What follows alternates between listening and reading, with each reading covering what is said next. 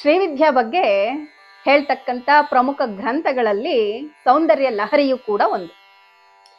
ಇದರಲ್ಲಿ ಶ್ರೀವಿದ್ಯೆಯ ಮಂತ್ರ, ಯಂತ್ರ, ತಂತ್ರ, ರಹಸ್ಯಗಳೆಲ್ಲವೂ ಬಹಳ ವಿಸ್ತಾರವಾಗಿ ಕೊಟ್ಟಿದ್ದಾರೆ. ಶಂಕರ ಭಗವತ್ಪಾದರು ರಚನೆ ಮಾಡಿರ್ತಕ್ಕಂಥ ಸ್ತೋತ್ರಗಳಲ್ಲೆಲ್ಲ ಶಬ್ದ ರೂಪದಲ್ಲಿಯೇ ದೇವತೆ ನೆಲೆಸಿರ್ತಾಳೆ.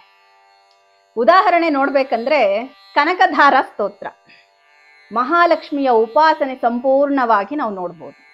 ಕಾಲಭೈರವ ಅಷ್ಟಕವನ್ನ ನಾವು ಪಠನೆ ಮಾಡ್ತಾ ಇದ್ರೆ ಭೈರವನ ರೂಪವೇ ನಮ್ಮ ಕಣ್ಮುಂದೆ ಬರುತ್ತೆ.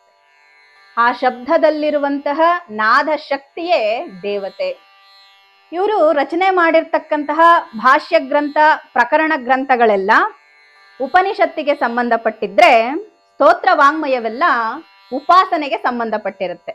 ಯಾವ ಉಪಾಸನೆಯಿಂದ ಕ್ರಮವಾಗಿ ಇಹದಲ್ಲಿಯೇ ಬ್ರಹ್ಮವಿದ್ಯೆಗೆ ಕರ್ಕೊಂಡು ಹೋಗುತ್ತೋ ಅಂತಹ ಉಪಾಸನೆ ಯಾವುದು ಅಂತ ಶಂಕರರು ದರ್ಶಿಸಿ ಶ್ರೀವಿದ್ಯೆ ಮಾತ್ರವೇ ಬ್ರಹ್ಮವಿದ್ಯೆಯ ಜೊತೆ ಅನುಸಂಧಾನ ಮಾಡತಕ್ಕಂತಹ ಮಹಾವಿದ್ಯಾ ಅಂತ ಆತ್ಮವಿದ್ಯಾ, ಮಹಾವಿದ್ಯಾ, ಶ್ರೀವಿದ್ಯಾ.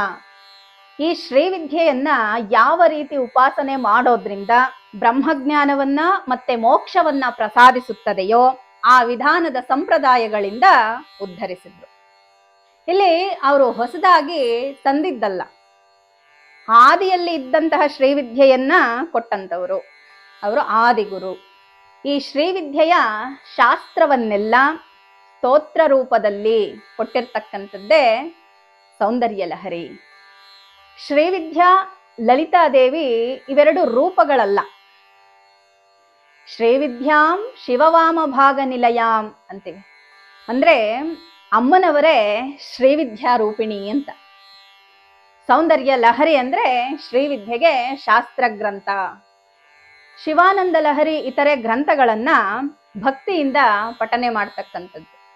ಆದರೆ ಸೌಂದರ್ಯ ಲಹರಿ ಇದರಲ್ಲಿ ಶ್ರೀವಿದ್ಯೆಯ ರಹಸ್ಯಗಳು, ಎಷ್ಟೋ ಬೀಜಾಕ್ಷರಗಳನ್ನ ನಿಕ್ಷಿಪ್ತ ಮಾಡಿದ್ದಾರೆ.